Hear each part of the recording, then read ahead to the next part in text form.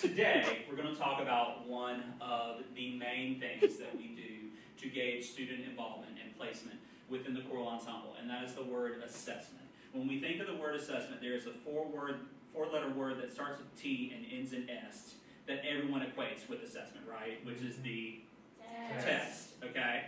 What kind of testing might we do in a choral classroom? Part checks, so singing tests. Sight singing, checking music literacy with the test. What? Performances, using our end of the concert time to reflect on what we've done, how far we've come as an ensemble. How else might we use testing? Pencil paper form? Mm-hmm. What might we test with pencil paper form? Theory. Part writing. Mm-hmm. Vocabulary. Okay. Is assessment always overtly done? Like, can the students always tell when they're being tested, or are we sometimes able to slide it in and they not even realize it?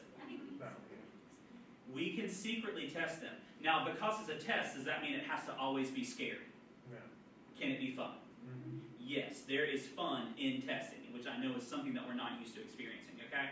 So that's kind of what we're going to talk about today. We're going to talk about a bunch of the different things that you said we could measure, such as musical knowledge, musical theory, musical literacy, performances, and all that stuff. And we're going to look at ways we can overtly test them, where they're like, okay, I know I have a test today, but ways that we can check their knowledge base and get a gauge for where they are without being tested.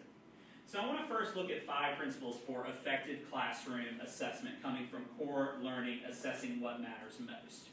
And when we look at assessment practices, we always want to make sure that the assessment is going to serve learning.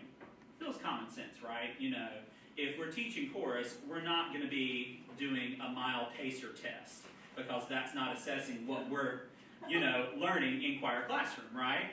So we always want to make sure that it serves the learning that we're doing inside our classroom. Now, the pacer test would work great for PE. Is PE going to then check their knowledge on the treble clef?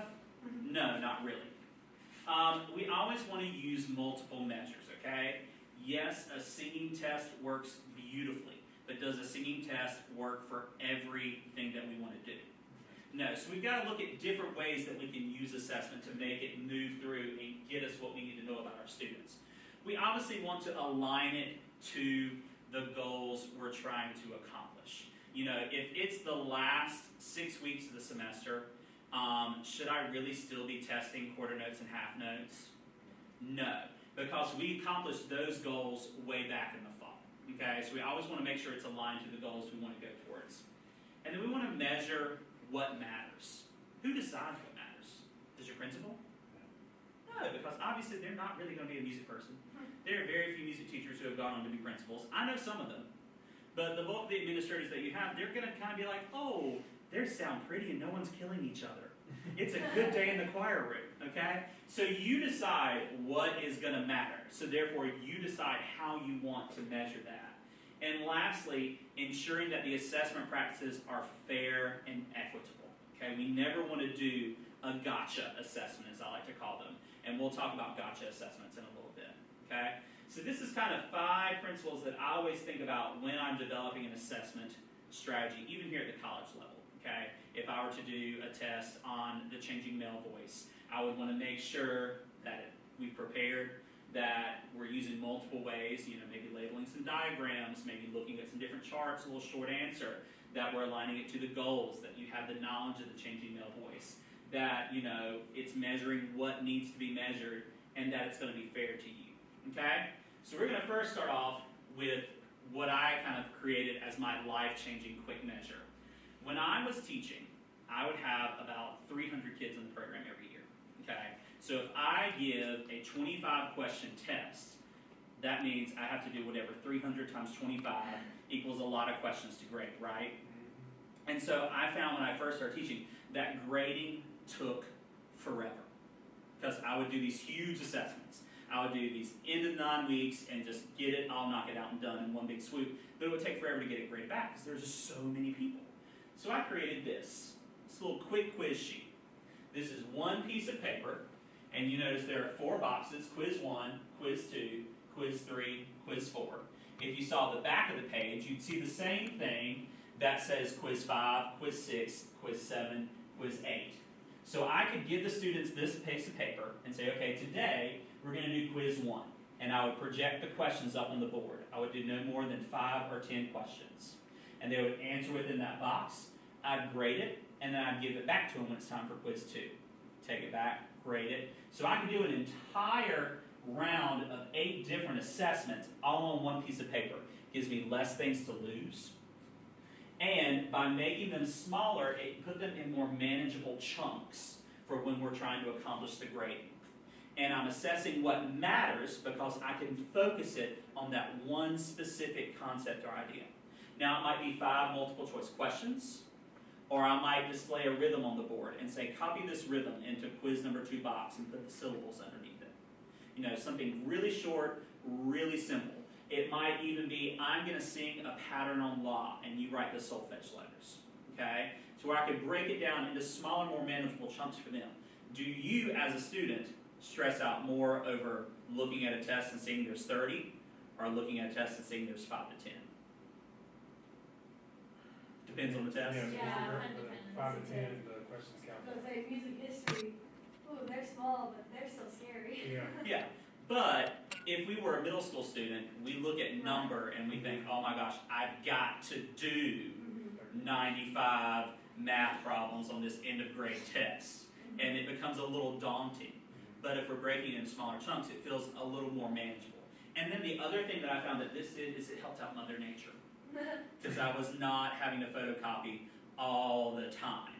And then, you know, sometimes you do have to be a little smart because you might think back, oh, I kind of had a similar question on quiz 1. Can they look back and kind of get that answer? But, you know, sometimes you want to give a little bit of a giving point, right? Just to kind of help them remind.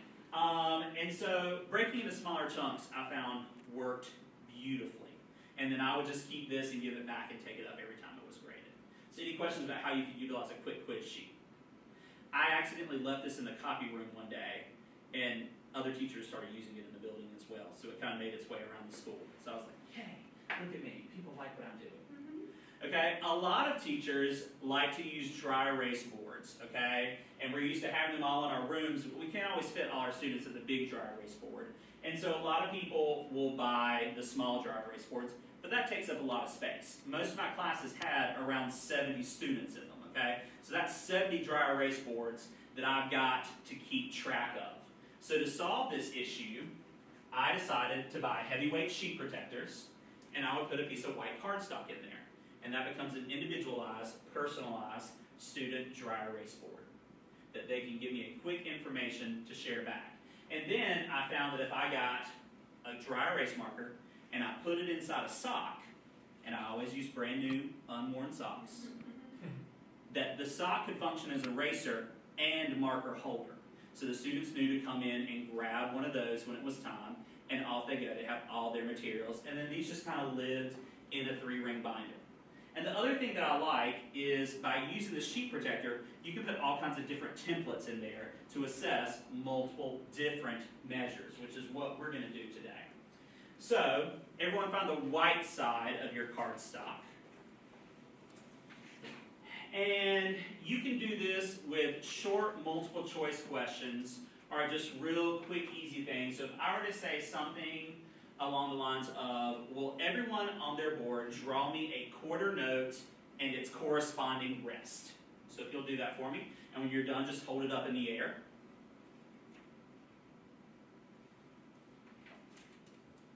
And then I can quickly scan the room, and I can see everyone here has a mastery knowledge of quarter notes and quarter rest. Or, you know, you could say, if I wanted my choir to sing louder, what symbol would they see in the music? Show me what symbol would be to get louder.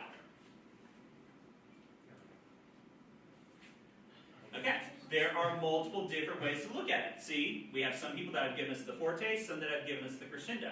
So that shows that when I was posing the question, I didn't give the full enough explanation, right? So you always want to make sure you give them the proper knowledge. But once again, I can quickly visually scan the room and see, okay, we've got it, we've got it, we've got it. Ooh, we need to review over here on the right. You know, so that way it's really quick and easy. But like I said, we can also do lots of different activities. If you'll find the green sheet that has a single line side, so what do you think we could do with this single line? Rhythm, okay? So, if you will take for me and draw for me one measure, 4/4 time, using quarter, half, or whole note. Just Whatever you want that equals 4/4 time, one measure, using a quarter, half, or a whole note. You can show it to me when you're done. Awesome. Faith, come stand right here, and then Ava, come stand beside her.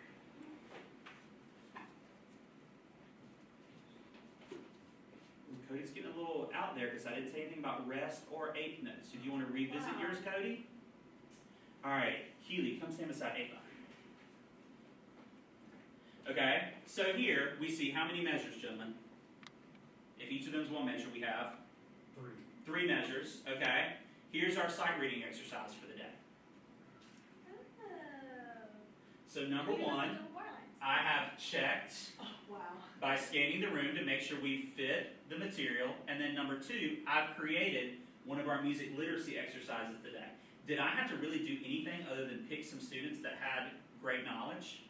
And then I quickly checked off in my brain that Faith understands, Ava understands, and Keely understands. But they just feel like they're the best people in the world because now they're in the front of the room and they are our exercise of the day.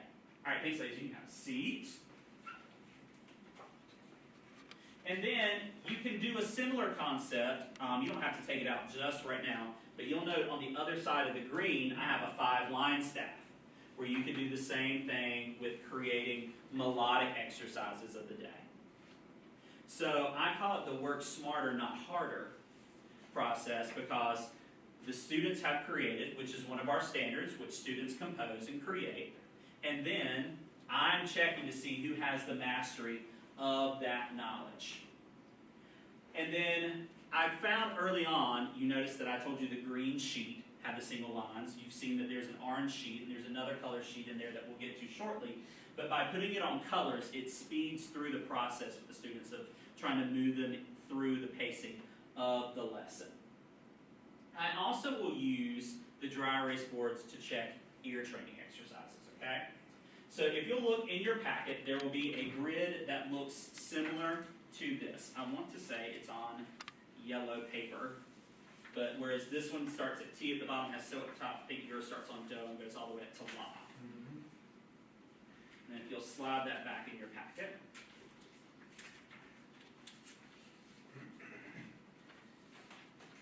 Now there is a program called The First Days of School. It's a book written by Harry Wong in which he talks about the Wong way to teach. Okay? And in his videos and book series, he says that we are a profession of thieves. We see, we take, we do. Okay? And so with that being said, I did not invent this. This came from my friend Thomas Wren, and Thomas used this with great success, and I've just kind of taken and modified it a little bit to work within my target practice area. But use your friends. Your friends know so much that you can share and learn from. But I always like to give credit where credit's due. So Thomas created this little guideline and grid where he would sing a pattern on neutral syllables, and then he would have his students color in the corresponding solfege. And so I oftentimes would have my younger students, if I was only going to do Do, Re, Mi, I would have them go ahead and cross out as we're learning the Fa, the So, and the La, so that they're not tempted to do that. So go ahead and color out your Fa, So, La.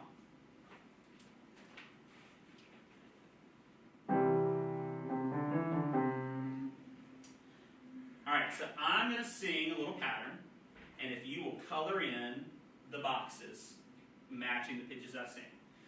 So if I sing bum, bum, bum, bum, bum, bum, bum, bum, I'll sing it again, and when you have it, you can go ahead and raise your board up.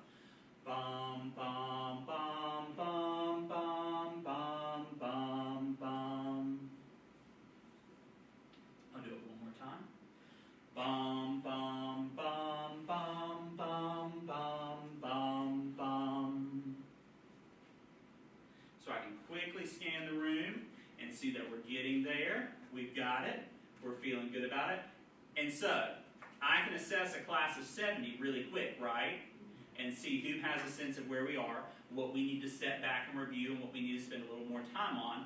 And then there are ways to make it even more relevant for other ages. You can create a grid that goes all the way do to do. You'll notice Faith put it on the side where it has the staff at the bottom, so I could then say, okay, now write that out in musical notation. So there are ways you can assess it using multiple different measures, but all still using a simple packet that can be reused and moving through quickly. So any questions about kind of the ear training and using of the sheet protectors? Just real quick, and these last for a while and can keep going and moving through it. So we're done with those if y'all want to put that out of the way. But really easy, cost-effective way to just multiply measure your students. And these are more direct assessment practices. Okay? We'll get to a couple more indirect here shortly. Everything's more fun when it's a game, right? Okay? There are lots of different games out there you can play with your classes. There's a music tech website that I used to use a lot that had a lot of review games for music theory and stuff. I can share with you later. But one of my favorite, and ones that I still use with Music 103 students here at the school, is Kahoot. Did y'all ever play Kahoot in school? Okay. Kahoot is essentially an online, digital-based game where it will project the question up on the board, and then using your phone or a computer, it will display the answer choices, and then it will click that. And you'll click that one as an answer. And you get more points based on how fast you answer. So Faith and Cody may get the answer correct and everybody else get it wrong, but Faith answered it 2 seconds faster than Cody, so she gets more points. But what do I get at the end of the game? I get a printout of how many questions each person missed and how many each person got right. I get a percentage of, okay, question number 1, 75% of the class got wrong. So if question number 1 is all about, the piano music of Schumann, then obviously I need to review Schumann a little bit more, right? But what do the students see it as? A competitive game. But I'm getting valuable data that I can take back to reflect and evaluate on my teaching. I also had the privilege of having a long hallway outside my classroom. My classroom is in the library, y'all. Okay, weird place for a choir room, I know. But the library kind of developed around that area way before I got there. So I had this long hallway in my room. So I would take these Hal Leonard rhythm and melody flashcard sets, and I would stand at the door sometimes, and each person would have a different password. So Keely might approach the door, and she would have to Takadini this rhythm to get in the door. So if Keely got it right, then she could go on in. And I might go to the next one, and here is Cody's. But if Cody struggles with that rhythm, I might say, Cody, why don't you go to the back of the line and study just a little bit more? And go on to the next person, and he comes in. Now they see it as what? A game. But I'm seeing who needs to revisit a little more with rhythm, or with this specific melody. So you can create all kinds of rhythm strips, or you can give them a multiple choice question, but to them, it's just a fun way to get into the room, and they get into it. Trying to figure it out. But they're not allowed to interrupt another person's rhythm. And since they're in the library, they know they have to be quiet in the hall. So, just 2 quick, easy little games you can do to get some data.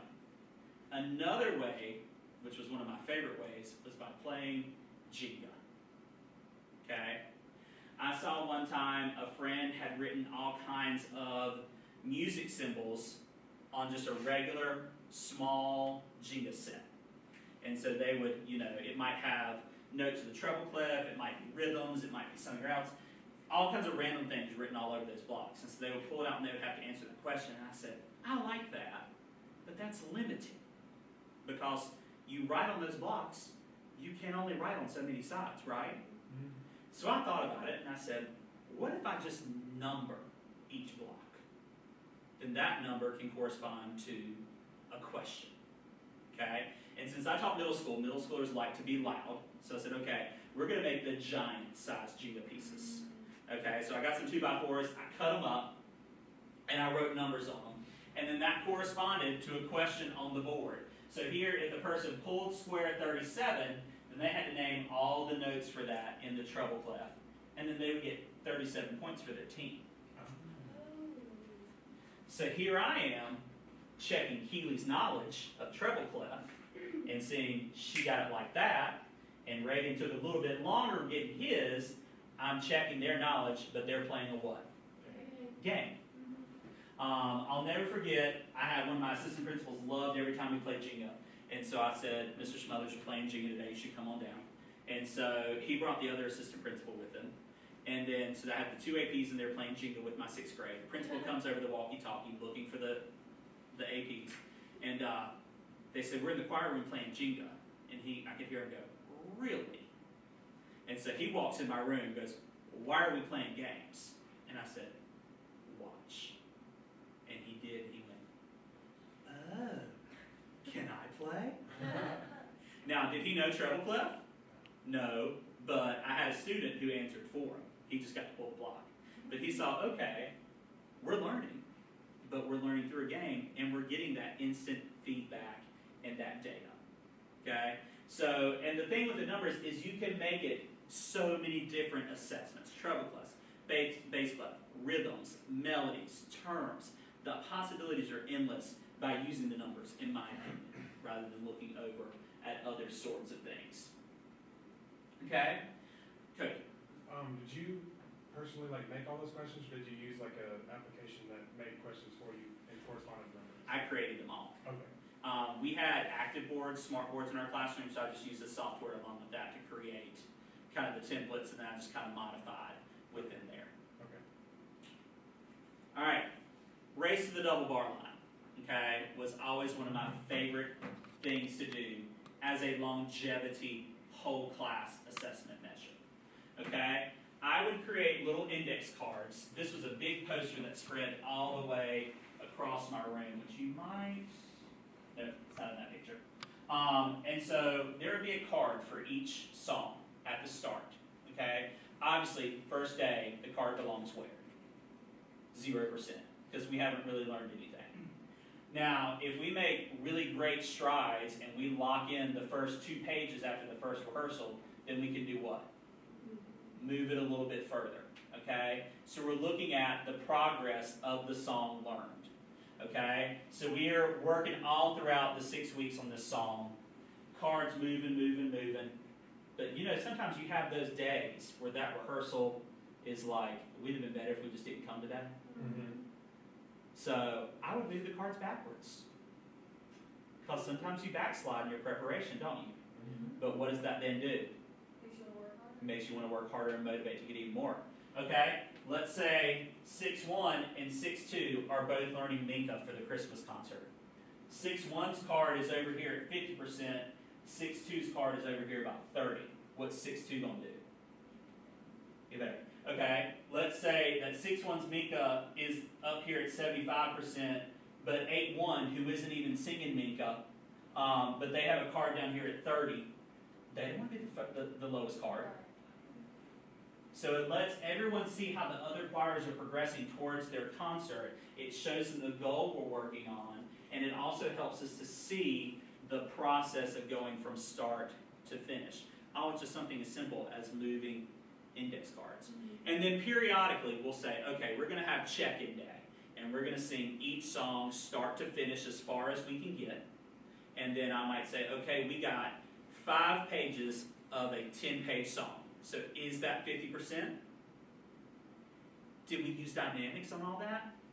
Not really, so can we say we're at 50%? So we can approach it from all different ways. And so it's important to give them periodic checkups to where they get it at. And it helps them see where they are and how far they have to go in learning a piece. Because if our concert's in 2 weeks and we're still sitting around 50%, it's scary. Mm-hmm. It's very scary. So we want to be careful with that. But it's just a good, more longevity assessment. Okay? The assessment doesn't always have to be the quick bites. We want some longer, filling bites in our plate. Okay. These are some down and dirty, quick, easy assessments by using a rubric. What's the function of a rubric?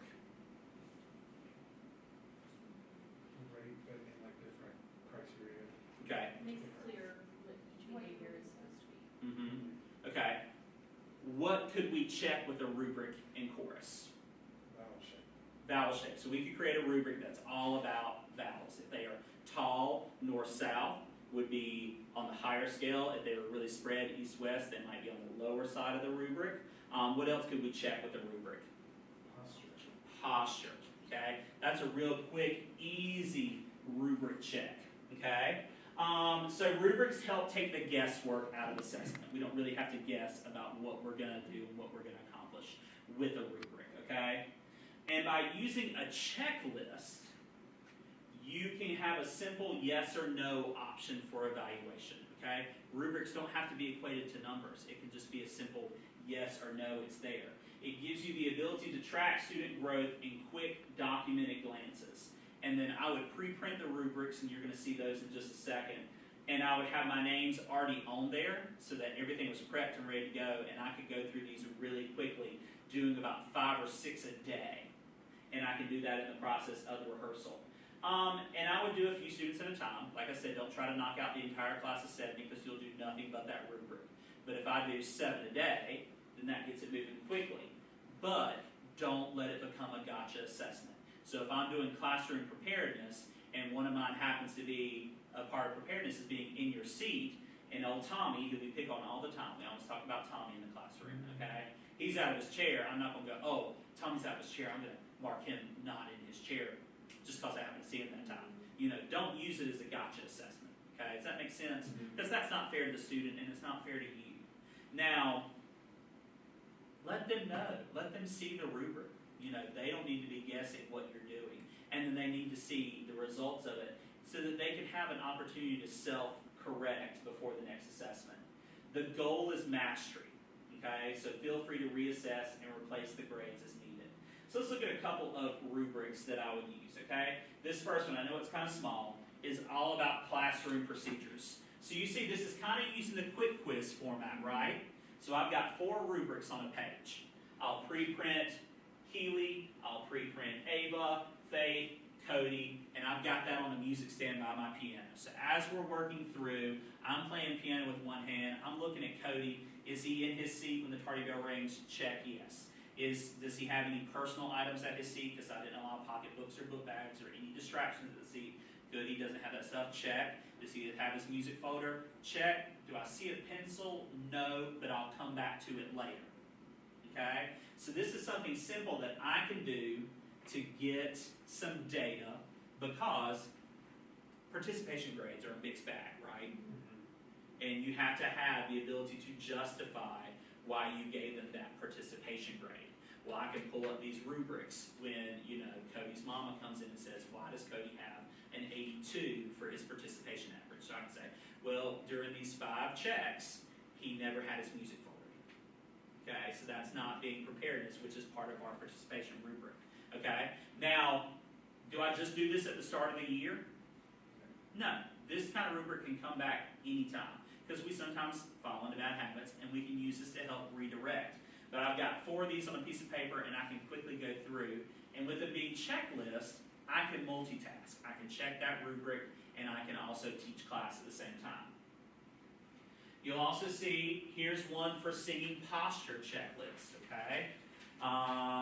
When seated, feet are flat and on the floor and back is away from the chair.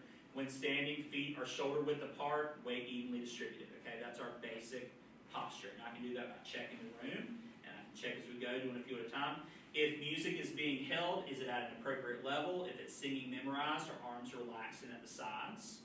Is the torso erect and the rib cage expanded? And is the head upright and the neck aligned? Okay? Just real quick posture checks that we can use on there. Okay? Another one I would use would be about diaphragmatic breathing, rib cage high and expanded, no shoulder movement, abdominal expansion on inhalation, sustained breath flow without the collapse of the rib cage. Or I might check a classroom performance checklist rubric some days. The student is attempting to sing. The student is standing or sitting with correct posture. Student is visually forming proper vowel shapes for singing. Student is focused on the director's instructions. So is any of this stuff so far stuff that I have to single out a person and have them come to the piano and do? No. It's all stuff that can move through the regular regular process of the classroom. Now, what I might need a little more closer view of is going to be, I'm going the wrong way. Oh, I didn't put that on here. When we go into rhythms, you can do this with rhythms as well. Rhythm is accurate. Visually keeps a steady beat, uses projected tone, and uses corrected counting syllables. So I might use this if my rhythms are projected on the board as I'm walking around the room, listening while they're performing and working through that stuff. If they're working independently with a partner, I might stop and visit, Reagan and Cody today, and I might be able to check their rhythm reading checklist that day. But you can also take and build this into what we traditionally think of as a rubric with, point totals, and you can take it even as far as something like that, okay? So I have all kinds of rubrics that I'm going to give you that you can take and utilize that look just like this. But it's just a quick, easy way to get that documentation and to get everything moving through and not losing class time, okay? Any questions about the rubrics? All right, awesome work today, y'all. Thank you so much. We'll finish this next class.